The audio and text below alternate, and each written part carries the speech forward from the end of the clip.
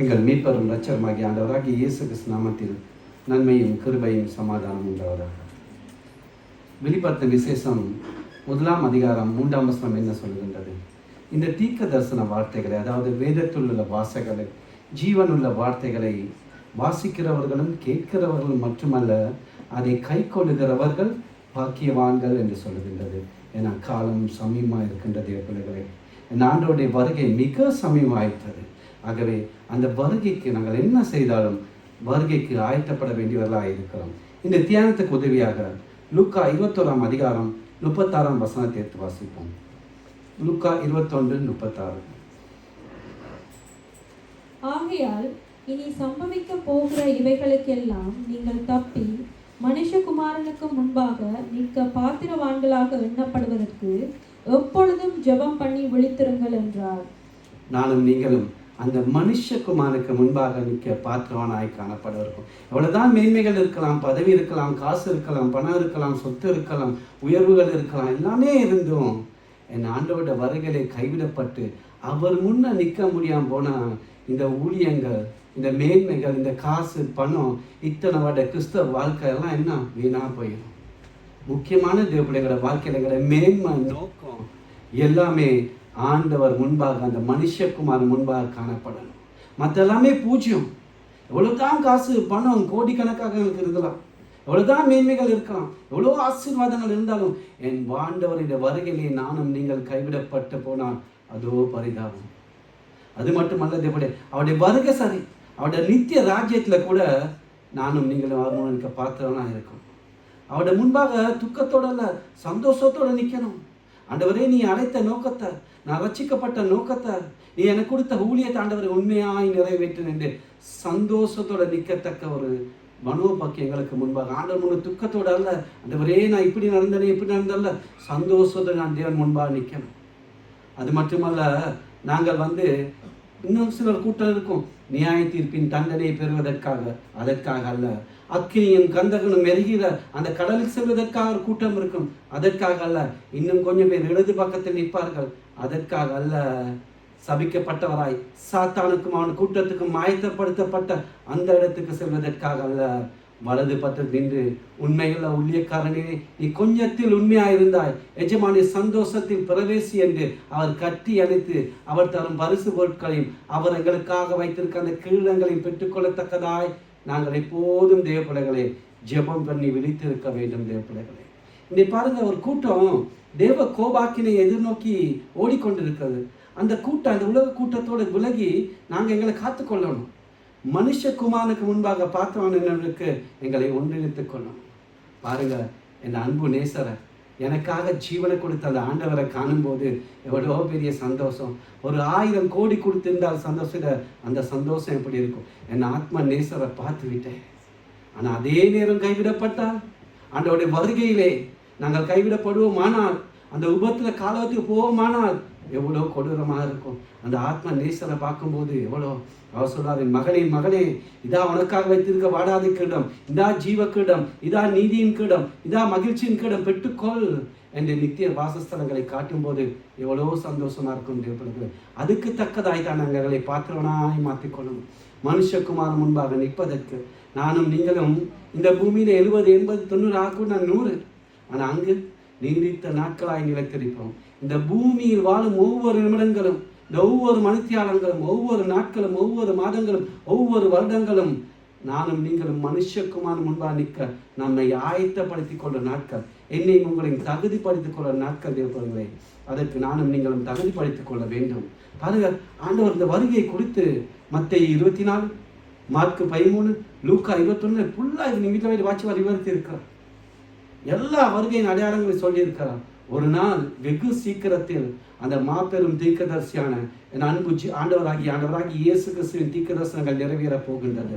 இன்றைக்கு பாருங்க, இன்று ஒரு சதத்துக்கு ஓரத்தில் நின்று இருக்கிறோம். வருகைக்கான எல்லா அடையாளங்களும் நிறைவேறிவிட்டன, எல்லா தீர்க்கதரிசனங்களும் நிறைவேறிவிட்டன. ஆண்டவருடைய வருகை சமயமாயிட்டது. சரித்திரத்தில் ஓரத்தில் நின்று கொண்டிருக்கோம். என் ஆண்டவர் வரும்போது நாங்கள் பாவத்தோடு வாழ்வோம். அவரை எதிர்கொண்டு போவது எப்படி சொல்லுங்க? உள்ளத்துக்குள்ள கசப்போடும், எரிச்சலோடும், பொறாமைகளோடும், வைராக்கியங்களோடும், மன்னியாத சுபாவங்களோடு இருப்போமானால் அவருடைய வருகையில் எப்படி சந்திப்பது? இப்போது இந்த ஆண்டவருடைய வருகை இப்போது நடக்கின்றது. இந்த தேவ செய்தியை கேட்கும் போது எனக்குள்ள வைராக்கியம், கசப்பு, கோபம், மன்னியாத சுபத்திரத்துக்கு நான் எப்படி ஆண்டவர் வருகையில போவேன்?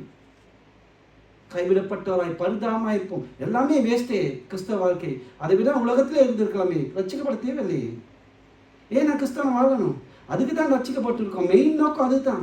ஆசீர்வாதங்கள் பிறகு தேவனுடைய ராஜ்யத்தை நீதியின் திறக்கும் ஆசீர்வாதம் ஆண்டவர் சும்மா தருவார். நோக்கம் ஆண்டவருக்கு முன்பாக நிற்கணும். அதுதான் கிறிஸ்தவ வாழ்க்கை. மற்ற எல்லாம் ஆண்டவர் சும்மா தருவார். அதுதான் எங்களை மேன்மை நோக்கம் எல்லாமே. பாருங்க, அவர் சொந்த விருப்பப்படி ஒரு பெண் வேறு ஆணோட ஓடி போகிறார். சிலர் சொல்லுகிறார்கள், போயிட்டு உங்கள் அம்மா அப்பாவோட பேசினேன். அவர் சொல்லுகிறார், நான் எப்படி என் அம்மா அப்பாவோட பேசணும்? அவங்க எனக்கு எவ்வளோ கஷ்டப்பட்டாங்க, என் அப்பா எனக்காக எவ்வளோ உழைத்தார், நான் எப்படி என் அம்மா அப்பா மூஞ்சில போயிட்டு மோப்பேன்? அது மாதிரி ஒரு வேலைக்காரன் தன் எஜமானுடைய சொத்துக்களை எல்லாம் திரும்பி கொண்டு போயிட்டான். காசு பண்ண போலீஸ் ஸ்டேஷனில் பிடிச்சி கொடுத்தான். எஜமான முன்போடு அவன் நிறுத்துறாங்க. அவன் எப்படி அவன் எஜமான மூஞ்ச பார்ப்பான்? அதே போல் என் அன்பு ஆண்டவரை நாங்கள் பார்க்கும்போது எப்படி பார்ப்போம்? எனக்காக தன் கடைசி ரொட்டு சத்தத்தை சிந்தி கொடுத்த ஆண்டவர். அடிக்கப்பட்டார், தூசிக்கப்பட்டார், தூசின வார்த்தைகளை பேசினார்கள், சூக்காலினால் மிதித்தார்கள், வாரினால் அடித்தார்கள், உடம்பு முழுவதும் உழவு உழந்தது போல காயங்கள். தன் கடைசி ரொட்டத்தை சிந்தி கொடுத்தார். முட்கிடத்தை சூத்தியங்கள் சாபங்களை முறிப்பதற்காக அவமான வார்த்தைகள் அந்த கல்வாரி சிலுவையிலே நிர்வாணமாக எனக்காக உங்களுக்காக தொங்கினார். அத்தனை பாடுகளின் வேதனைகளை அவமானம் நானும் நீங்களும் ரட்சிக்கப்பட வேண்டும், அந்த பிசாசிலும் இருளிலிருந்தும் அந்த காலத்திலிருந்து விடுவிக்கப்பட வேண்டும் என்று ஒரே நோக்கத்துக்காக எல்லாவற்றையும் சகித்துக் கொண்டார். என் பிள்ளை ரட்சிக்கப்பட வேண்டும் என்று அன்று என் ஆண்டவர் ஒரு முறை மறுதளித்தார். இன்று எங்கள் யாருக்குமே ரட்சி இருக்கிறார். அந்த ஆண்டவர் முன்பாய் நானும் நிற்கும் போய் சொல்வாரே, உனக்காக நான் ஜீவனை கொடுத்தேன், எனக்காக நீ என்ன செஞ்ச? எனக்காக உன் ஆவிக்குரிய வாழ்க்கையிலே, கிறிஸ்தவ வாழ்க்கையிலே, ஊழிய வாழ்க்கையிலே உண்மையாக இருந்தியா என்று ஆண்டவர் கேட்கும்போது உலவாய் வேதனை இருக்கும். தேவப்பிள்ளைகளை, இந்த உலக சோதனைகளை, பாடுகளை, வேதனைகளை, எல்லா உபத்திரங்களை, அவமானங்கள், நிந்தங்களை, ஊழிய நிமித்தம், ஆவிக்குரிய நிமித்தம் எல்லாவற்றையும் நாங்கள் சகித்துக் கொள்வோமானால் ஆண்டவர் முன்பாக வெட்கப்படாமல், ஒரு பயப்படாமல் போயிட்டு நிற்க முடியும். தேவப்பிள்ளைகளை பாருங்க, பரீட்சைக்கு படிக்கிற ஒரு மாணவன் நல்லா படிக்கிற பரீட்சைக்கு பயப்பட மாட்டான். அவன் சந்தோஷம் போய் எக்ஸாம் எழுதுவான்.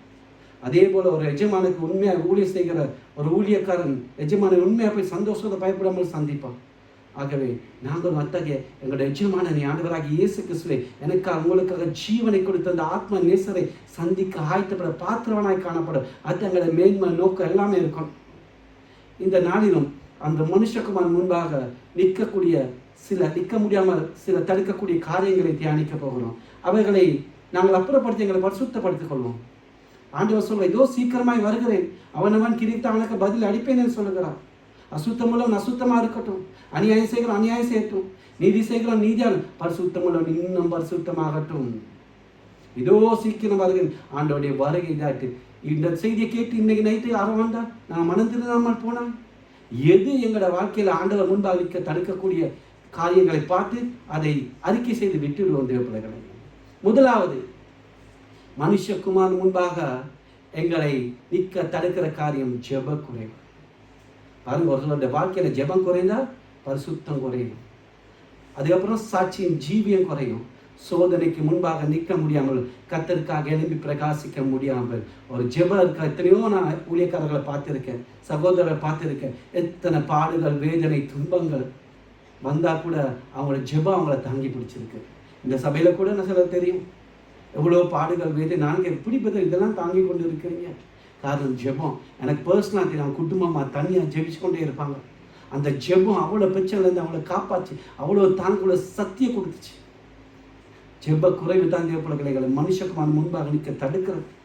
நாங்கள் ஜெப குறைவோடு இருக்குன்னா ஒருத்தர் வந்து சொல்லுகிறார், பிரதர் சிஸ்டர், எங்களோட வீட்டில் ஒருத்தருக்கு பிசாசு பிடிச்சிருக்கு, அதை கொஞ்சம் வந்து துரத்துங்க. பயப்படுவோம். நானே ஜெபிக்கிறது இல்லையே, நான் மாசக்கணக்கு ஜெபிக்கல, நேற்று ஜெபிக்கல, இன்னைக்கு ஜெபிக்கல, இந்த கிழமை முழுக்க ஜெபிக்கல, நான் ஆண்டோடு பேசுறதில்ல, நான் போயிட்டு எப்படி பிசாசை துரத்துவேன்? பிசாசை என்ன ஆம்பாடுபடுத்தி விட்டுரும். பயம். ஜெபம் இல்லை வாழ்க்கையில. வெதர் ஆசீர்வாதத்துக்காக ஜெபிங்க, நானே ஜெபிக்கிறேன், நான் மற்றவங்களை ஆசீர்வாதிப்பேன். வெதர் சுகத்துக்காக ஜெபிங்க, நானே ஜெபிக்கிற, மற்றவங்களுக்கு எப்படி செய்வேன்? ஜெபம் இல்லாட்டி தேவப்பிள்ளை அந்த மனுஷன் நிற்க முடியாது. ஆகவே ஜெபம் பண்ணணும், எப்போதும் ஜெபம் பண்ணணும், விழிப்புணர்வுகளாக ஜெபம் பண்ணணும், விழித்திருந்து ஜெபம் பண்ணணும், இடைவிடாமல் ஜெபம் பண்ணணும், சோர்ந்து போகாமல் ஜெபம் பண்ணணும். இந்த ஜெபத்தை கண்டு ஓடுற கிறிஸ்தவனை தான் காண்றேன். ஜெப கூட்டங்கள் ஜனமே இல்லை, ஜெபத்துக்கு முக்கியத்துவம் இல்லை. நாங்கள் ஆண்டவரோட பேசாமல் எப்படி பிள்ளைகளே, அப்பாவோட பேசாமல் பிள்ளை எப்படி வாழ முடியும்? ஜெபம் தான் நாங்கள் ஆண்டவரோட பேசுறது. அப்பதான் ஆண்டவர் வேதத்தின் மூலங்களை பதில கொடுப்பார். ஜெபம் ஒரு கிறிஸ்தவ வாழ்க்கை இந்தியாமையானது. நாங்கள் உணவு இல்லாமல் வாழ முடியுமா? எத்தனை நாளைக்கு? ஒரு நாள் 2 நாள் வாழலாம். அதான் ஜெபம் உணவு போன்றதே போல கிறிஸ்தவ ஒவ்வொரு வாழ்க்கையிலும் ஆண்டவர் முன்பாக நிற்கணும். அந்த மனுஷகுமாரனுக்கு முன்பாக நிற்கணும். அதுதான் எங்களுடைய மேன்மையாக இருக்கணும். அது ஜெபத்தினாலும் விண்ணப்பத்தினாலும் வேண்டுதலான கர்த்தருக்கு முன்பாக நீங்கள் நிற்கணும். பிள்ளைகளே, ஜெபிக்கிற தேவ மனிதரை பாருங்க, அற்ப மனுஷனுக்கு முன்பாக கை கட்டி நிற்க மாட்டாங்க. அனித்தியமான உலகம் அழிந்து போகிற காரியங்கள் முன்பாக நிற்க மாட்டாங்க. இச்சைகள் முன்பாக நிற்க மாட்டாங்க. யாருக்கு முன் கை கட்ட? ஏன்னா அவங்க ஜெபிக்கிற மனுஷர்கள், ஆண்டவரை மட்டும் நம்பி இருக்க மனுஷர்கள். எலியா தன்னை அறிமுகப்படுத்தும் போது எப்படி அறிமுகப்படுத்த? இஸ்ரவேலின் தேவனாய் கர்த்தரை முன்பாக நிற்கிற நான் என்னாங்க. அதுதான் எங்களுடைய மேன்மையாக இருக்கும். ஆண்டவராகிய இயேசு கிறிஸ்துவின் பிள்ளை நான், அவருக்கு முன்பாக நிற்கிறேன், அவருடைய சமூகத்தில் நிற்கிறேன். அதுதான் எங்களை ஒவ்வொருடைய மேன்மையாக இருக்கணும். அவருக்கு முன்னால் இல்லை, என் ஆண்டவராக இல்லை நான். அவருக்கு எலியா சொன்னது போல இஸ்ரவேலின் தேவனாய் கர்த்தருக்கு முன்பாக நிற்கிற நான், ஆண்டவராகிய இயேசு கிறிஸ்துவுக்கு முன்பாக நிற்கிற நான். அப்பதான் நான் பிசாசை மேற்கொள்ள முடியும், மாம்சத்தை மேற்கொள்ள முடியும். பிள்ளைகளே, அத்தான் அந்த எலியா கர்மேல் பர்வதத்திலே 450 பாகால் தீர்க்கதரிசிகளுக்கும் யெசபேல் பந்தியிலே சாப்பிடுகிற 400 விக்கிரக தோப்பு விக்கிரக அவர்களுக்கும் சவால் விட்டு வானத்திலிருந்து அக்கினியை இறக்கி கர்த்தரே தெய்வம் என்று நிரூபித்தார். காரணம் அவருடைய வாழ்க்கையில ஜெபம். அத்தான் வானத்தை அடைத்து, மழையும் பனியும் பெய்யாத வானத்தை அடைத்தார். சரிபாத் விதையின் நூற்றை எண்ணெயும் மாவும் குறையாதபடி அது செய்த காரணம் அவருடைய ஜெபம். எலியா போல நானும் ஜெபிப்போம். பிள்ளைகளை, நேரம் கிடைக்கிற மாதிரி இல்லை, நேரத்தை ஒதுக்கி ஜெபிக்கணும். காலை மாலை வெவ்வேறு எப்பெல்லாம் நேரம் கிடைக்கிறதோ ஜெபிக்கணும். ஜெபத்துக்காக நாங்கள் ஒதுக்கணும். தேவப்படுகிறேன் எலியா போல வல்லமையினால் மக்கினால் நாங்கள் நிரப்பிக்கொள்ளணும். கர்த்தருக்கு முன்பாக நிற்கிற நான், அதுதான் எங்களோட மேன்மையாக இருக்கணும். அப்படி வாழ்ந்து பாருங்க. இந்த மனுஷனுக்கு முன்பாக நாங்கள் நிற்க தேவை. ஆண்டவர்களை உயர்த்துவார். ஆண்டவர் எல்லா வித்தியத்தை எனக்கு உதவி செய்வான். நான் அதுதான் ஆண்டவர் முன்பாக நிற்கிறேன் நான். ஏன்னா எனக்காக ஜீவனை கொடுத்தேன். ஆண்டவர் இருக்கிறார். எதுக்கு பயப்படுவேன்னா, எனக்காக ஜீவனை கொடுத்தவர் எனக்காக செய்யாமல் இருப்பார், எல்லாம் செய்வார். எலியாவின் முன்மாதிரியை பின்பற்றிய எலிசாவின் சாட்சி என்ன? கர்த்தருக்கு முன் நிற்கிற நான் அவருடைய ஜீவனை கொண்டு சொல்லுகிறேன். அத்தான் சாட்சி. காபிரியல் தூதன் என்ன சொல்லுகிறார்? தேவ சந்தையில் நிற்கிற காபிரியல் என்பவன். சும்மா சொன்ன காபிரியல் இல்ல, தேவ சந்ததியிலே. அதே மாதிரி சொன்ன ஆண்டவராக இயேசு கிறிஸ்துவின் பிள்ளை. அதுதான் எங்கள் சாட்சியா இருக்கும். பிள்ளைகளை, ஸ்கொலாந்து தேசத்திலே ஜான் நக்லஸ் என்ற தேவ மனிதன், அவர் முழங்காலிட ஆரம்பித்தால் அந்த தேசமே அற்புதமா. இங்கிலாந்து தேசத்திலே பெரிய எழுப்புதலை கொண்டார் ஜான் நக்ஸ். அங்கு மேரி குயின் சொல்லி ஒருத்தி ஆட்சி செய்தார். கொடூரமான ஆட்சி. எத்தனையோ ராஜ்யங்களை பிடித்தவர், எத்தனையோ பேரை கொண்டு குவித்தவர். அவர் சொல்லியிருக்க அவர் சுயசரிதிலே ஜான் நக்லஸ் ஜெபிக்க ஆரம்பித்தார். உடம்பெல்லாம் நடுகுமா, மரண பயம் வந்துருமா. அப்படி ஜெபம் அவ்வளவு வல்லமை உள்ள தேவ பிள்ளைகளே. எலியா பாருங்க, எலியாட வாழ்க்கையிலே அவர் ஜெபத்தை சற்று விட்டார். ஜெபிக்கிறது ஆண்டவர் விட்டு கொஞ்சம் தூரம் போன போது அப்போது அந்த ஜெசபேலின் பயமூட்டலுக்கு ஆளாக வேண்டியாயிட்டது. அப்படிதான் எங்களோட வாழ்க்கையில் நாங்கள் ஜெபத்தை விட்டு விட எல்லா ஜெசபேல் சக்திகளுக்கும் பொல்லாத சக்திகளுக்கும் நாங்கள் பயப்பட வேண்டியது.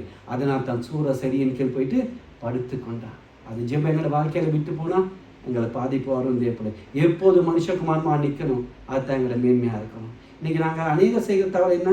எங்களுக்கு மேன்மை பதவிகள். நான் வர்ஷிப் செய்கிறேன், மெசேஜ் கொடுக்குறேன், சபையில் மூப்பராக இருக்கேன், மேற்பதாக இருக்கேன், எல்லாமே நல்ல ஊழியர்கள் செய்கிறேன்னு கூட ஜெபத்துக்கு நேரம் கொடுக்க மாட்டோம். எனக்கு எல்லாம் செய்கிறேன், நான் வார்த்தை கொடுக்க எல்லாம் செய்கிறேன். அதுதான் தேவ பிள்ளைகளே, பிசாசும் என்னையும் உங்களையும் தாக்குற நேரம், எங்களுக்குள்ள பலவீனங்களை கொண்டு வர நேரம், எங்களை தாக்குற நேரம். அந்த நேரம் தான் ஆண்டவருக்கு கொடுக்க வேண்டிய நேரத்தை கொடுத்து ஜெபத்தை நான் கண்டுபிடிக்க வேண்டிய பிள்ளைகளே. ஊழிய நேரத்தை பாருங்கள், நல்லா ஊழியம் செய்கிற நேரம். அதாவது நாங்கள் நல்லா ஜெபிக்க இருக்கும்போது நல்லா எங்களோட பேட்டரி நல்லா சார்ஜாக இருக்கும், ஃபுல்லாக சார்ஜ் ஆகும். நல்லா ஜெபிக்க ஆண்டோட பேச ஜெப வாழ்க்கை உள்ள பிள்ளைகளை பாருங்கள், அப்படி நல்லா இருக்கும். அப்போ தான் நான் ஊழியங்கள் செய்யும் போது பேட்டரியிலேருந்து அந்த வல்லமை வெளியேறும். சுகமளிக்கும் வல்லைகள் கிரியை செய்யும், அற்புதங்கள் செய்யும் வல்லமைகள், நல்ல வார்த்தைகளை பேசும், ஆறுதலான வார்த்தைகளை பேசும். அந்த கிரியைகள் வெளியேறும். நல்லா அந்த பேட்டரி சார்ஜாக இருக்கும்போது. அதே நேரம் பேட்டரி ஜெபம் இல்லை வாழ்க்கையில், எல்லாமே இருதயத்தில் ஒன்றுமே இல்லை, வெறுமை பேட்டரி சார்ஜ் போயிடும். அப்போ வல்லமை குறைஞ்சிடும். பார்த்தா தேவப்பிள்ளை அப்படி இருக்கும். தேவ சமத்துக்கு ஓடி போடுவோம், முழங்கால் இடுவோம், எங்களை தாழ்த்துவோம். ஆண்டோட கிருபைகளும் வரங்களை பற்றி எங்களை சார்ஜ் பண்ணிக்கொள்வோம். தேவப்பிள்ளைகளை, போதவர் பாலியங்கி ஒரு முறை சொல்கிற பிரசங்கத்திலே, என் சபையில் இருக்க ஒவ்வொரு விசுவாசிகளை நான் குறைந்தது 1 மணித்தியாலம் 1 மணித்தியாலமாவது நான் ஜெபிக்க உற்சாகப்படுத்துகிறேன். சபையில் உள்ள மூப்பர்களை 2 மணி நேரம் ஜெபிக்க ஒரு நாளைக்கு நான் கட்டாயப்படுத்துகிறேன். நான் 3 முதல் 6 மணி நேரம் ஒரு நாளைக்கு ஜெபிக்கிறேன். அதுதான் தேவனுடைய உலகத்திலே பெரிய திருச்சபையாக ஒரு நேரத்திலே 10 லட்சம் கூடியும் ஜெபிக்காக இன்று கொரியா தேசத்திலே பாதாங்கீஸ்வரன் சபை இயங்கிக் கொண்டிருக்கின்ற தேவப்பிள்ளைகள். ஜெபம் அவ்வளோ வல்லமையான தேவப்பிள்ளைகள். எங்களோட வாழ்க்கையில ஜெபம் குறைந்ததால் நானும் நீங்களும் மனுஷகுமார் முன்பாக நிற்க முடியாது தேவப்பிள்ளைகளை. ஆகவே எங்களை தொடர்ந்து ஜெபிப்போம், இடைவிடாமல் ஜெபிப்போம், சோர்ந்து போகாமல் ஜெபிப்போம். 2வது காரணம், எசேக்கியேல் 18ஆம் அதிகாரம் 20a பகுதி மட்டும். எசேக்கியேல் 18:20a பகுதி மட்டும்.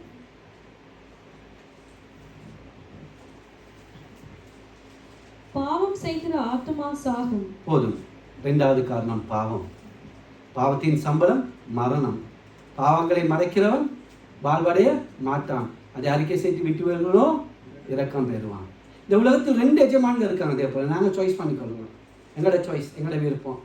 பாவம் சாத்தான், அடுத்தது நம்முடைய எஜமான் யார்? பாவம் செய்தால் பாவத்தின் சம்பளம் மரணம், சாத்தான். தேவனோடு இருந்தால் கிருபை வரங்களுக்கு என்ன வேணும்? 2 பின்விளைகள் இருக்கின்றது.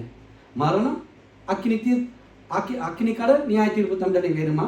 இல்லாட்டி எங்கள் ஆண்டவராகி இயேசு கிறிஸ்துவினால் உண்டாகிற நித்திய ஜீவன் வேணுமா? அவர் முன்பாக நிற்கிற அந்த பாக்கியம் வேணுமா? என்ன வேணும் தேவ பிள்ளைங்களுக்கு? நாங்கள் தீர்மானிச்சு கொள்ளணும். பாவம் தான் தேவ பிள்ளை உலகத்தில் கொடிய விஷம். சைனட் கூப்பி விஷயத்தை விட, கொடிய நாகப்பாம்பு விஷத்தை விட அது பாவம் கொடிய விஷம்.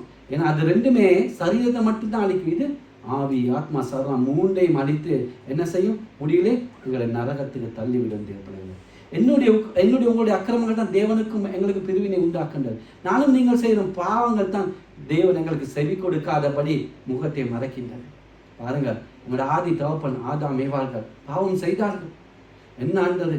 தேவனுக்கு முன்பாக நிற்கக்கூட முடியாமல் விருட்சங்கள் கல்லி ஒளிந்து கொண்டார்கள். ஆண்டவரால் படைக்கப்பட்ட மனிதன், முதல் மனிதன், தேவனுக்கு முன்பாக ஆண்டவரோடு பகல் வேலையில் உளவாடிய மனிதன், குளிர்ச்சி வேலையிலே பேசின முகமாய் தகப்பன் மகன் போல பாவம் ஆண்டவருடைய முகத்தை பார்க்க முடியாதபடி ஒளிந்து கொண்ட அந்த விருட்சங்களின் நடுவிலே போயிட்டு, அது மட்டுமா, அந்த தேவ சமூகத்தில் இருக்க சந்தோஷத்தை இழந்தான், அந்த ஆளுகை அதிகாரத்தை இழந்தான், தேவ சாயலை இழந்தான், தேவ ரூபத்தை இழந்தான், தேவ மகிமை இழந்தான். காரணம் பாவம். தேவ பிள்ளைகளை எல்லாவற்றையும் இழந்தான். தேவனோடு இருந்த அந்த ஐக்கியம், எவ்வளவு பெரிய ஐக்கியம்! தேவ பிள்ளைகளுக்கும் அப்பா மகன் என்ற அந்த ஐக்கியம், அப்பா பிதாவே என்று கூப்பிட புத்திர பாக்கியத்தை எனக்கு உங்களுக்கு தந்திருக்கார், அதை இழந்து போவோம் தேவ பிள்ளைகளே. அந்த உறவு முறை எவ்வளோ நல்ல ஒரு பகற்சி குளிரால் வேலையிலே அந்த உலகத்தை படைத்த பரமன் அவரோடு பேச வருகிறார். அந்த உறவு முறை இழந்தான். பாவம் அவனை ஆட்கொண்டது. நிர்வாணியாய் காண்ற விருட்சங்கள் பின் ஒளிந்து கொண்டான். சாபம் வந்தது, வியாதி வந்தது, மரணம் அவனை ஆட்கொண்டது. நல்ல தோட்டத்தை உருவாக்கி நல்லா சாப்பிடன்னு சொன்னான். கடைசியில் வேர்வை சம்பாதித்து கஷ்டப்பட்டு சாப்பிட வேண்டிய நிலைமை ஆட்கொண்டது. தேவனுக்கு முன்பாக நிற்க முடியாமல் போனது பாவம். அதே போல் நாங்கள் எங்களுடைய வாழ்க்கையில் பாவம் இருக்குமானால் தேவனுக்கு முன்பாக நிற்க முடியாது. அந்த சந்தோஷத்தை இழந்து போயிடுவோம் தேவ பிள்ளைகளே. அமெரிக்காவிலே சென்ற 3 மாதங்களுக்கு முன்பாக நான் பார்த்தேன். ஒரு இது செஞ்சாங்க, ஒரு எதுக்கு நீங்கள் அதிகமாக பயப்படுவீர்கள் என்று ஒரு கருத்து கணிப்பு செய்தார்கள். அநேகர் சொன்னார்கள் எய்ட்ஸ் நோய்க்கு, இன்னும் அநேகர் சொன்னார்கள் கேன்சருக்கு, இன்னும் சொன்னார்கள் பிசாசுக்கு, விபத்துகளுக்கு. ஆனால் தேவப்பிள்ளைகளே, அதில் 1% கூட தேவனுக்கும் பாவத்துக்கும் பயப்படுவேன் என்று சொல்லவில்லை. நான் பார்க்கும்போது அவ்வளோ அதிர்ந்து போன உலகம் எதுக்கு போய் கொண்டிருப்பார். ஆண்டவருடைய வருகை சமீபத்தில் யாருமே சொல்லல ஆண்டவருக்கும் பாவத்துக்கும் பயப்படுவேன். அமெரிக்கா தேசத்திலே, அதுவும் கத்தோலிக்க தேசம், அது கத்தோலிக்கல எங்களை மாதிரி புரோட்டஸ்தான் அதிகமாக இருக்கிற தேசம் அமெரிக்கா. அந்த தேசத்திலே பாருங்கள், எல்லா தீங்கிலும் கொடிய தீங்கு பாவம். தேவப்பிள்ளை அது நம்மை தேவனை விட்டு பிரிக்கிறது மட்டுமல்ல, பாதாளத்தில் தள்ளி அக்கினின் கண்டம் எடுக்கலே அது தள்ளி விடுகின்றன. எபிரேயர் ஆக்கினோன் அவள் அடிக்கலாக தான் இருக்கும். எபிரேயர் 12:4 சொல்லுகிறார், பாவத்துக்கு விரோதமாய் போராடுகிறதில் இரத்தம் சிந்தப்படத்தக்கதாய் நீங்கள் இன்னும் எதிர்த்து நிற்கவில்லையே என்று சொல்லுகிறார். அதாவது நாங்கள் பாவத்துக்கு விரோதமாக போராடுகிறோம், டெய்லி போராடுறோம், பாவங்களை அறிக்கை செய்கிறோம், விதவுகிறோம். ஆனால் இன்னும் அந்த பாவத்தை மேற்கொள்ள முடியாது. நாங்கள் இன்னும் அந்த இரத்தம் சிந்தத்தக்கதாய் பாவத்தை மேற்கொள்ள இல்லை. ஆண்டவர் ஜீவனை கொடுத்தார், நாங்கள் ஜீவனை கொடுத்து அந்த பாவத்தை மேற்கொள்ள இல்லை தேவ பிள்ளைகளே. ஆகவே மனிதர் ஒரேடியாக போய் பாவத்தில் விடுறது இல்லை. அந்த இச்சை கற்பம் தரித்து தான் அது பாவத்தை பிறப்பிக்கிறது. அந்த பாவம் பூர்ணமாகும் போது அந்த மரணத்தை பிறப்பிக்கிறது. முடிவிலே அது பாதாளை தள்ளுகிறோம். ஆகவே நாங்கள் பாவத்துக்கு பழக்கமாய் விடுவோம் முதற்கு தேவ பிள்ளைகளை அதை அறிக்கை செய்து விட்டு விட வேண்டும். அப்போதான் தேவனுக்கு நாங்கள் அந்த ஆதாமைவாளை போல ஒளிந்து கொள்ள தேவையில்லை. தேவ சமூகத்துக்கு விலகி இருக்க தேவையில்லை. பயப்படாமல் தேவ சமூகத்தில் இருக்கணும். எடுத்து வாசிப்போம். சங்கீதம் 19:12-13. பாவத்தின் படிகளை பாருங்கள், எப்படி ஒரு மனிதனுக்குள் பாவம் வருகின்றதுன்னு தாவீது ராஜா அருமையாய் சொல்லுகிறார். சங்கீதம் 19:12-13. தன் பிழைகளை உணர்கிறவன் யார்? மறைவான குற்றங்களுக்கு என்னை நீங்களாக்கும். துணிகரமான பாவங்களுக்கு உமது அடியேனை விலக்கிக்காரும். அவைகள் என்னை ஆண்டு கொள்ள ஒட்டாதிரும். அப்பொழுது நான் உத்தமனாகி பெரும் பாதகத்துக்கு நீங்களாயிருப்பேன். இதுதான் தாய்தா சொல்லுகிறார். முதலாவது பாவத்தின் வளர்ச்சியை பார்க்கலாம். எங்களை வாலிய பிள்ளைகளை கூட நல்ல பாருங்க. முதலாவது சின்ன சின்ன பிள்ளைகள் பாவத்தை வளர்ச்சி வர்றது. 2வது சில மறைவான குற்றங்களை செய்வோம். 3வது துணிகரமா பாவம் செய்வோம். 4வது அந்த பாவம் அப்படியே எங்களை அடிமைப்படுத்திக்கிறோம். இன்னைக்கு அநேகர் பாருங்க, சில விளையாட்டு சிகரெட் குடிப்பார்கள், ஃப்ரெண்ட்ஸ் சொல்கிறாங்க ட்ரிங்க்ஸ் பண்ண போவாங்க. அப்படியே அது வாழ்க்கையில் அவங்கள ஆட்கொண்டு வந்து விட்டு போட முடியாது. அநேக குறுக்கு வழிகளை பாய்ப்பார்கள். இன்னும் எத்தனை பேர் அழிந்து கொண்டு இருக்கார்கள். அதுதான் அப்படியே அது பின்னு பாதகம் புற்றுநோய்கள் அது இதே அப்படியே பழக்கமாயிடும். அது சும்மா ஃப்ரெண்ட்ஷிப்பு செய்வோம், அது அப்படியே பாவங்களை ஆட்கொண்டு தேவ பிள்ளைகளை. அது ஒரு கதை சொல்லுவாங்க பாருங்க. அந்த ஒட்டகம் தான் எஜமான்னு சொல்லிச்சா, நீ தலையை மட்டும் வச்சுக்கொள்ளுங்க, அந்த கூடாரத்து இடம் தானே. எஜமான் சொன்னாலும் தலையை மட்டும்தானே நீ வச்சுக்கோணும். அந்த தலையை வச்சு திருப்பி கால் 2 உள்ளுக்கு வச்சு எஜமானே அடிச்சிருந்த அந்த கூடாரத்தை அதை எடுத்துட்டான். அதே போல தான் பாவம் எங்களை அப்படியே மூழ்கி விடும் பிள்ளைகளை. இந்த பாருங்க, சிலருடைய பாவங்கள் வந்து சிந்தையில் தான் ஆரம்பிக்கின்றது. கண்கள் இச்சையினால் வளர்கின்றது. கொஞ்சம் நாங்கள் இடம் கொடுத்து விட்டா அது அப்படியே என்ன செய்யும்? அப்படி எங்களை ஆட்கொண்டு இந்த விளையேறப்பட்ட ரட்சிப்பின் சந்தோஷத்தை நாங்கள் இழந்து போவோம் தேவ பிள்ளைகளை. ஆண்டவர் முன்பு நிற்க முடியாமல் குற்ற உணர்வோடு நிற்போம். அந்த தெய்வீக சந்தோஷத்தை, தெய்வீக ஆளுகை, அந்த ஆண்டவருக்கு எங்களுக்கு ஐக்கியத்தை இழந்துடும். அந்த ஆன்மீக சந்தோஷம் எது கோடிக்கணக்கான காசு பணம் இருந்தாலும் கிடைக்காத சமூகம் தேவ சமூகத்திலே தேவனாக கிடைக்கிற அந்த சந்தோஷம் நாங்கள் இழந்து போவோம் தேவ பிள்ளைகளை. ஆண்டவருக்கு முன்பாக நிற்க முடியாமல் போவோம். வேதனையோடு கண்ணீர் உள்ளத்தில் ஒரு இதோடு இருப்போம். அதை இழந்து எங்களுக்குள் பாவம் இருப்போம். ஆனால் தேவ பிள்ளைகளே, ஆகவே பாவம் எங்களை ஆட்கொள்ளாதபடி அதை விட்டு விடுங்க, அறிக்கை செய்யும். அப்பதான் ஆண்டவருக்கு முன்ன பயப்படாமல் நிற்கணும். விருட்சங்களுக்கு பின்னா ஒளிந்து கொள்ள தேவையில்ல. தேவ சமூகத்திலே தைரியமா நிற்க முடியும். உள்ளத்திலே உலகம் கொடுக்க எடுக்க முடியாத சந்தோஷத்தை எங்களுக்கு ஆண்டவர் தருவா. அந்த தேவ ஐக்கிய உறவு அப்பதான் இருக்கும். தேவனை பாவங்களை வாழ்க்கையை தான் விட்டுடும். முதலாவது மனுஷகுமார் முன்பாக எங்களுக்கு நிற்க முடியாமல் தடுக்கிற காரியம் ஜெபக்குறைவு. 2வது பாவம். 3வது மத்தேயு 5:22-24. இந்த உலகத்தில் அநேக திருச்சபைகளிலே காணப்படுகிற காரியம். மத்தேயு 5:22-24. 22-24 மட்டும் வாசிப்போம். நான் உங்களுக்கு சொல்லுகிறேன், தன் சகோதரன் நியாயம் இல்லாமல் கோபித்துக் கொள்பவன் நியாய தீர்ப்புக்கு ஏதுவாயிருப்பான். தன் சகோதரனை வீணன் என்று சொல்லுகிறவன் ஆலோசனை சங்க தீர்ப்புக்கு ஏதுவாயிருப்பான். மூடனே என்று சொல்லுகிறவன் எரிநரகத்துக்கு ஏதுவாயிருப்பான். ஆகையால் நீ பலிபீடத்தில் உன் காணிக்கையை செலுத்த வந்து உன் பேரில் உன் சகோதரனுக்கு குறையுண்டென்று அங்கே நினைவு கூறுவாயாகி, அங்கேதானே பலிபீடத்தின் முன்பாக உன் காணிக்கையை வைத்துவிட்டு போய் முன்பு உன் சகோதரனோடே ஒப்புரவாகி பின்பு வந்து உன் காணிக்கையை செலுத்து. 3வது சகோதர பகை. நான் சொல்லல, என்னை உங்களையும் படைத்த பரமனின் எனக்கு உங்களை ஜீவன ஆண்டவராக ஏன் சொல்லுகிறார், உன் சகோதரனை காரணம் இல்லாமல் கோபித்துக் கொள்கிறன் நியாய தீர்ப்புக்கு ஏதுவாயிருப்பான். மனுஷகுமாரன் முன்பாக நிற்பதற்கல்ல, அவருடைய வருகையில் எடுத்துக்கொள்ளப்படுவதற்காக அல்ல, அவருடைய கொடுக்கின்ற கிரீடங்களை பெறுவதற்காக அல்ல, அவர் எனக்கும் உங்களுக்கும் ஆயத்தப்பட்ட நித்திய வாசஸ்தலங்களை பெறுவதற்காக அல்ல, நானும் நீங்களும் குற்றச்சாட்டப்பட்டவனாய் தேவனுடைய நீதிமன்றத்துக்கு அழைச்சல்படுகிறோம். எப்படி அநேகருடைய எங்களுடைய தவறான சிந்தனை தான் எங்களுடைய கோபத்துக்கு காரணமாக இருக்கின்றது. இந்த தேவனுடைய புகழ்ச்சிக்கு, இந்த வேதத்துக்கு, ஆண்டவருடைய ராஜ்யத்துக்கு, சபைக்கு, சரணாய் சபைக்கு ஏதாவது பிரச்சனை கூட நான் பேசலாம், அது கோபித்துக் கொள்ளலாம், அதுக்கு சாதாரணம். ஆண்டவருடைய ராஜ்யத்துக்கு வரவே நான் பேசலாம். ஆனால் எங்களுக்கு பர்சனலாக வரும்போது அது கோபப்படுறது ஒரு நாளும் சரியாக வேதம் அதை அனுமதிக்காது பிள்ளைகளை. அதாவது ஆண்டவர் சொல்கிற அடுத்தது கடுமையானது சகோதரனை அவமதிக்கும் செயல். அதாவது அவனை வீணன் என்று சொல்வது. யாராவது ஒருவரை பார்த்து நாங்கள் வீணன் என்று சொன்னால் ஆண்டவர் கடுமையாக எச்சரிக்கிறார். ஆண்டவர் வாழ்ந்த காலத்திலே எபிரேய மொழியிலே ராக்கா என்ற சொல்லை வீணனுக்கு பயன்படுத்தினார்கள். அவன் எதுக்கு?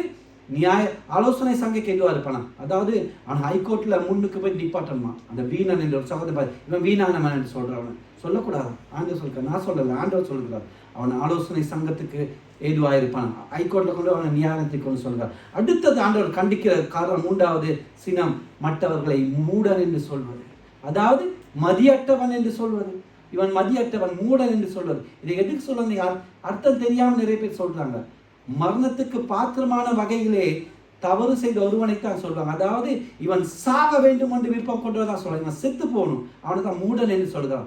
ஆண்டவர் இவனை கொல்லணும் என்று சபிக்கிறது தான் மூடன் என்று சொல்கிறது. மூடன் என்று சபிக்கிற மனிதன் தேவன் நரகத்தில் தள்ளப்பட வேண்டும் என்று தேவனுக்கு நாங்கள் விண்ணப்பம் செய்கிறோம். மூடன் மதிக்கெட்டவன் சொன்னால் ஆண்டவரே இவனை தண்டித்து இவனை நீங்க நரகத்தை தள்ளுங்க, நான் தேவன்கிட்ட நேரடியாக விண்ணப்பம் செய்கிறோம். அப்படிப்பட்டவர் தெரியுமா, எரி நகரத்துக்கு எதுவாக இருப்பான் ஆண்டவராகி இயேசு கிறிஸ்து எச்சரிக்கிறார். நீ உன் சகோதரன் மூடன், நீ சொன்னா நீ எரி நகரத்துக்கு போவனு. நாங்கள் ஏதாவது கோபத்திலேயோ ஏதாவது ஒரு காரணம் இருக்கு, சில நேரம் மாம்சங்கள் வெளியே வரும்.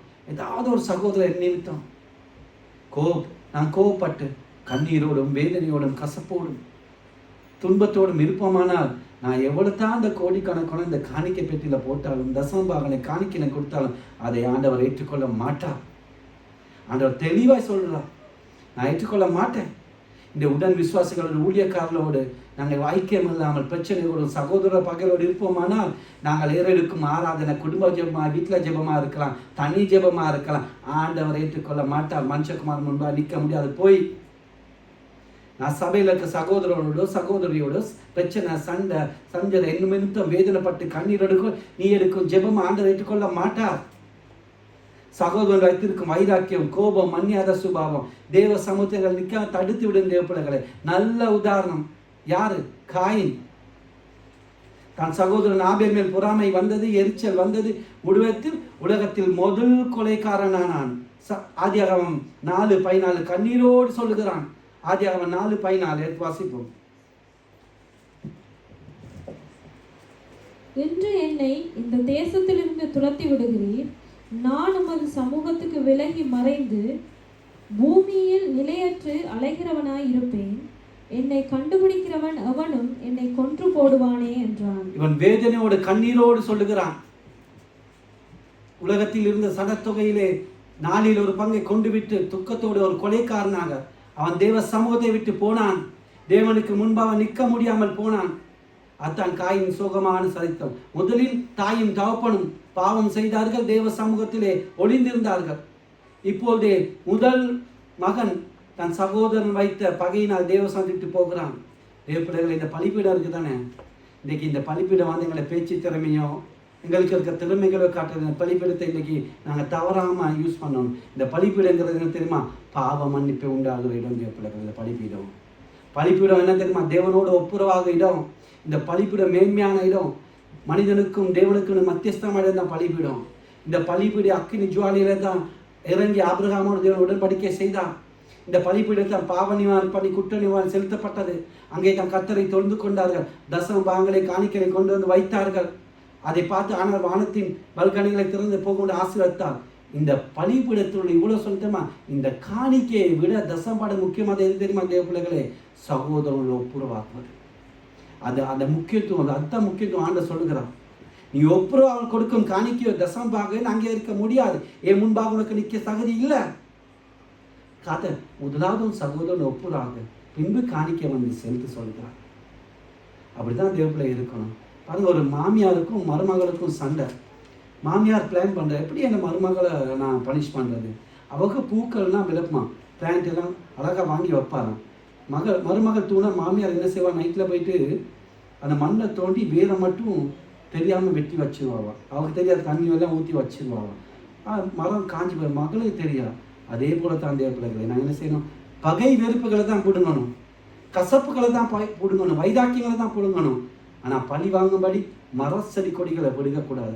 அன்பான ஆண்டவர் கொடுத்த உறவு முறைகளை நான் பிடுங்கக்கூடாது. எங்கள் உள்ளத்தை தெய்வீக அன்பு நான் நிரப்பணும் தேவ பிள்ளைகளை. அதுதான் வேணும் கிறிஸ்தவ வாழ்க்கை. என்ன மேன்மை? ஆண்டவர் முன்பாக நிற்கங்களை தகுதிப்படுத்திக்கணும். அதுதான் வேற என்னதுக்கு நான் போடுறேன்?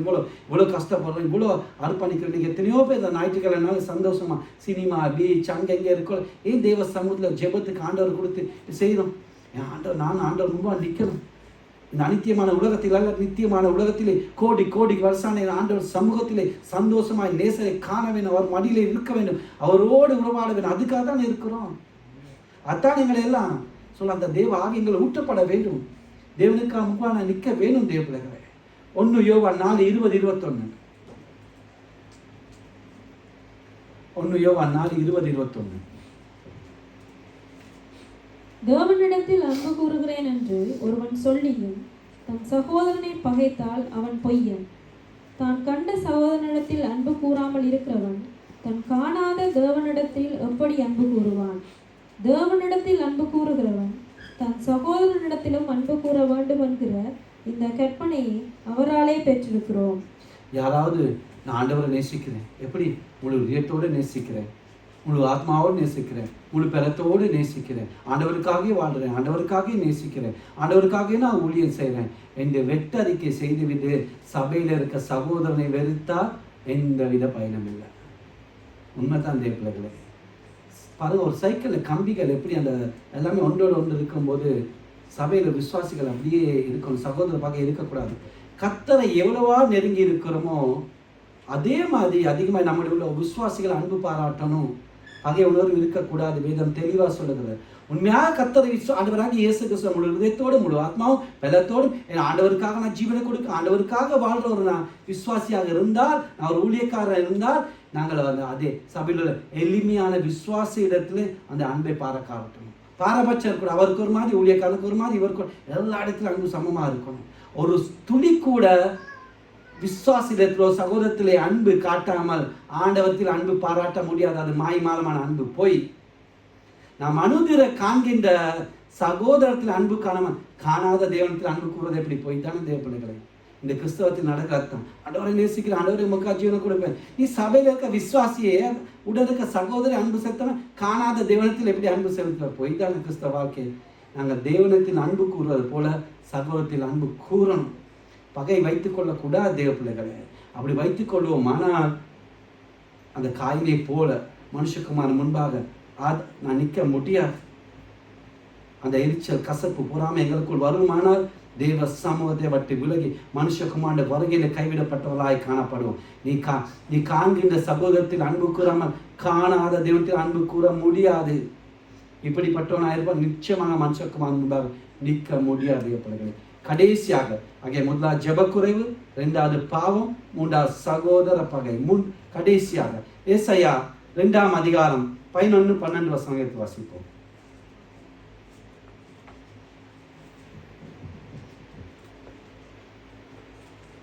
ஏசாயா 2ஆம் அதிகாரம் 11-12 வசனங்கள். நரரின் மேட்டிமையான கண்கள் தாழ்த்தப்படும், மனுஷரின் வீராப்பும் தனியும். கர்த்தர் ஒருவரை அந்நாளில் உயர்ந்திருப்பார், எல்லாம் தாழ்த்தப்படும் பொருட்டு சேனைகளுடைய கர்த்தரின் நாளானது பெருமையும் மேட்டிமையுமானவை எல்லாவற்றின் மேலும் உயர்ந்தவை எல்லாவற்றின் மேலும். அடுத்தது மனுஷகுமார் ஆண்டவர் வெறுக்கிற காரியம். இப்படிப்பட்டவர் ஆண்டவர் சமர் நிற்கவே முடியாது. பெருமையும் மனமேற்றுமே உள்ளவர் ஆண்டவர். நாமே தீர்மானிச்சு தேவன் தேவையில்ல, தேவன் வசனம் தேவையில்ல, நாங்களே இது நல்ல இது தேவனாலும் தீர்மானிக்கிறது தான் பெருமையினால் உண்டாகும் தீமை. இப்படிப்பட்ட பெருமை உள்ளவர்கள் மனமேம்படு பயங்கர வெட்கத்தை தேவன் நியாய தீர்ப்பிலே கொடுப்பார். இப்படிப்பட்டவர்கள் பெருமையும் மேட்டுமையுள்ள மனுஷகுமார் முன்பாக நிற்க முடியாது. தேவ கர்த்தரின் நாள், நியாய தீர்ப்பின் நாள் என்பது பூமியின் செய்யும் அனைத்து தீமையும் தேவன் மேற்கொள்ளும் காலத்தை குறிக்கின்றது. பெருமையும் மேட்டுமையும் உள்ளவர்கள் கர்த்தரின் நாளிலே நிச்சயமாக நியாய தீர்க்கப்படுவார்கள். நீதிமொழிகள் 16:5 சொல்லுகிறது, மனமேட்டுமை உள்ளவனேனும் கர்த்தருக்கு அருவானப்பானன், கையோடு கை கோத்தாலும் அவனை தண்டனைக்கு தப்பான். அழிவுக்கு முன்னானது அகந்தை, விழுதலுக்கு முன்னானது மனமேற்றுமை. கர்த்தர் வெறுக்கும் சுபாவம் மனமேற்றுமை. யாரிடம் அது வந்தது? எங்களுக்கு லூசிபர் இடத்திலிருந்து வந்தது. அவன் யார்? தேவதூதன், பிரதான கெரு, ஆண்டவர்.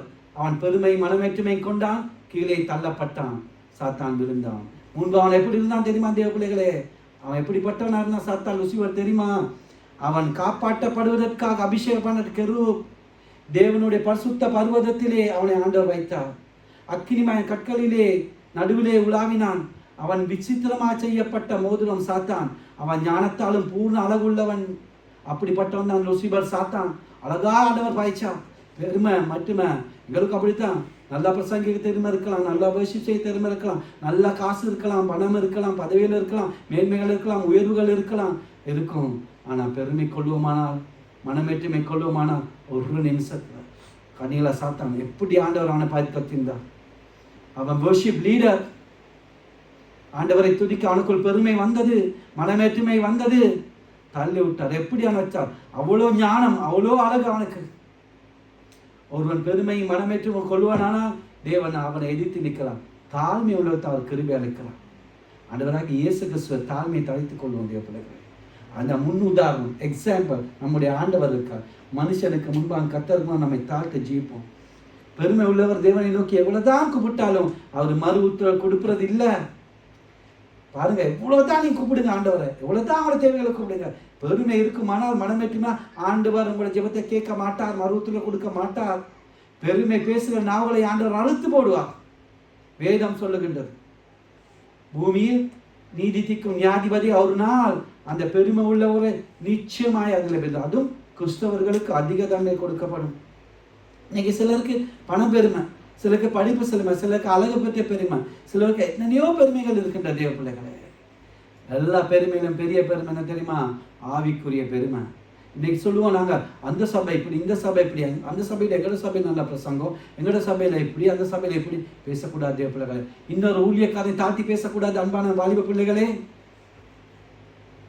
ஆண்டவர் அவரவருக்கு கிருபையை கொடுத்திருக்கிறார். விசுவாசிகளை அவமானப்படுத்த ஆவிக்குரிய பெருமை எங்களுக்கு இருக்கவே கூடாது. ஆவிக்குரிய பெருமை எனக்குள் உங்களுக்குள் வருவோமானால் ஆண்டவர் முன்பாக நிற்க முடியாது அன்பானவர்களே. நேபுகாத்நேச்சர் ஆண்டவர் உயர்த்தினார், பெருமை அடைந்தான். அந்த உச்சத்தை போய் சொல்லான், பாபிலோன் அரண்மனை வச்சு என்ன சொல்லுதான்? என் வல்லமையினாலும் என் பராக்கத்தின் மகிமை பிரதேசத்துக்கு ராஜ்யத்துக்கு நான் கட்டின அரண்மனை அல்லவா நான் நான் நான் என்ற வார்த்தை அவனுக்குள் இருந்த போதே ஆண்டவர் அடித்தார். நியாய தீர்ப்பு மேல் வந்தது. வெளியிலே மாடுகளோடு சஞ்சரித்தான், புல்லை மேய்ந்தான். பிள்ளைகளே, பெருமை மனமேட்டு இருக்கக்கூடாது. சில பாருங்க இன்னைக்கு தங்களை தாழ்த்துவதில் பெருமை கொள்வாங்க, தங்களை தாழ்மை உள்ளவர்கள் போல காட்டிக்கொண்டு பெருமை. இன்னும் சில மாயமேலான தாழ்மை, ஐயோ நான் தூசி, நான் பூச்சி, அப்படியெல்லாம் சொல்லுவாங்க. ஆனால் வீணான வசனம் சொல்லுவாங்க. ஆனால் அவங்களோட ஒரு பிரச்சனை வரணும், ஒரு சண்டை வரணும், அப்போ உண்மையான ரூபாய் என்னன்னு வர முடியாது பிள்ளைகளை. ஆகவே நாங்கள் செய்ய வேண்டியது, என் அருமை நேசரை பாருங்க, மனுஷர்களை பார்க்காங்க. ஆண்டவராகிய இயேசு கிறிஸ்துவை பாருங்க.